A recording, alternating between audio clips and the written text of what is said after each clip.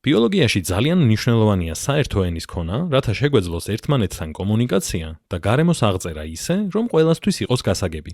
ამ ვიდეოში ვისაუბრებთ პოპულაციებზე, თანასაზოგადოებებზე და ეკოსისტემებზე. ყველა ეს ცნება ერთმანეთთან არის დაკავშირებული. პოპულაცია ნიშნავს ერთი სახეობის წევრების ერთ ტერიტორიაზე ერთობლივად არსებობას.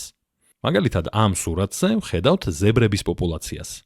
თითოეული ზებრა, რომელიც აქ ჩანს, ან არ ჩანს, მაგრამ აქ ცხოვრობს, ეკუთვნის ამ პოპულაციას. იგივენაირად შეგვიძლია ვნახოთ კამეჩების ან ანტილოპების პოპულაციები, ანდაც სულაც სპილოების. ახლა გავარკვიოთ რა არის თანასაზოგადოება. თანასაზოგადოება მოიცავს ყველა იმ ცოცხალ ორგანიზმს, რომლებიც ერთსა და იმავე გარემოში ცხოვრობენ. კამეჩების, ზებრების და ანტილოპების პოპულაციები ერთად ქმნიან თანასაზოგადოებას. მაგრამ თანასაზოგადოებას არ შეადგენენ მხოლოდ დიდი ცხოველები. მასში ასევე შეიძლება შედიოდნენ თევზები, მცენარეები, მწერები და მიკროორგანიზმებიც კი. და ბოლოს, რა არის ეკოსისტემა? ეკოსისტემა მოიცავს როგორც ყველა ცოცხალ არსებას, ასევე არაცოცხალ გარემოს კომპონენტებს, ანუ ცხოველებს, მცენარეებს, მიკროორგანიზმებს, ასევე მიწას, წყალს და ჰაერს.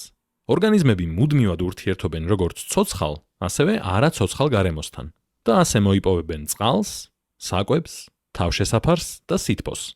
სწორედ ამ ურთიერთქმედების წყალობით ახერხებენ, რომ გადარჩნენ და გამრავლდნენ. მოდი ვნახოთ კიდევ ერთი მაგალითი. აი ამ წყალქვეშა სიტუაციაში გვაქვს ბევრი სხვადასხვა პოპულაცია, არის ოქროსფერი თევზების პოპულაცია, ლურჯი თევზების პოპულაცია და ვერცხლისფერი თევზების პოპულაცია. ასევე აქვე შეგვიძლია ვიპოვოთ მარჯნის და უხილავი მიკროორგანიზმების პოპულაციებიც. ყველა ეს პოპულაცია ერთად ქმნის თანასაზოგადოებას. ზოგი სახეობა ერთმანეთს ეჯიბრება, ზოგი ეხმარება, ზოგი კი უბრალოდ თანაცხოვრობს და დიდად არ ურთიერთობს.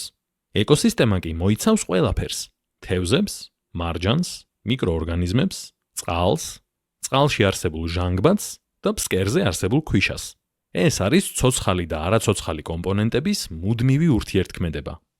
იმედია ამ ვიდეოს შემდეგ უკეთ გესმით, რას ნიშნავს პოპულაცია, რას ნიშნავს თანასაზოგადოება, რას ნიშნავს ეკოსისტემა და რა განსხვავებებია მათ შორის.